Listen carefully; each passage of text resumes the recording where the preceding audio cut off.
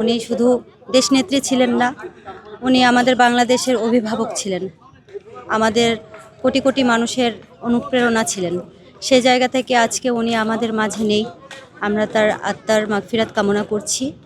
অনুভূতি খুবই খারাপ, কারণ যাকে দেখে আমরা আজকে জাসাস বলেন বা বিভিন্ন জন আমরা যেই দলই করি না কেন, বা রাজপথের কথা যদি বলেন, ওনাকে দেখেই কিন্তু অনুপ্রাণিত হয়ে সবাই আমরা রাজপথে নেমেছি। সেই জায়গায় আইডলই নেই, উনিই মিসিং।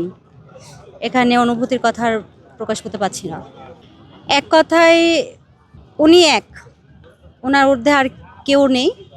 আমরা ওনাকে আমাদের ভাবক ভাবি, উনি আপসীন নেত্রী, এটাই ওনার বড় পরিচয়।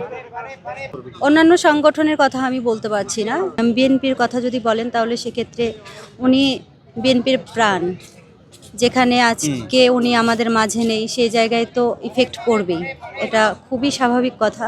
তারপরও যেহেতু শহীদ রাষ্ট্রপতি জিয়াউর রহমান এবং মরহুমা খালেদা জিয়ার সন্তান আমাদের জনাব তারেক রহমান আমাদের মাঝে আছেন, উনি দেশে আছেন, আমরা মনে করি, আশাবাদী যে উনাদের সন্তান হিসেবে ওনাদের যে লক্ষ্য ছিল, যে ভালোবাসা দেশের প্রতি আছে, বা দেশ নিয়ে যেরকম চিন্তাভাবনা ছিল, আশা করি আমরা তারেক রহমান স্যারের মাধ্যমে আমরা সেই জিনিসগুলো কিছুটা হলেও পাবো।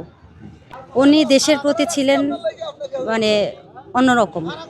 দেশের প্রতি যে ভালোবাসা, দেশের মানুষের প্রতি যে ভালোবাসা, দেশের মাটির প্রতি যে ভালোবাসা, এটা আসলে বলে শেষ করা যাবে না। ওনার এই জিনিসটাই আমাদের আরও বেশি অনুপ্রাণিত করেছে। ওনার আদর্শ বুকে নিয়ে আমরা আছি এবং চলবো। ওইটাকে ধারণ করে আমরা সামনের দিনের ভালো কাজ করব যতটুকু পারি।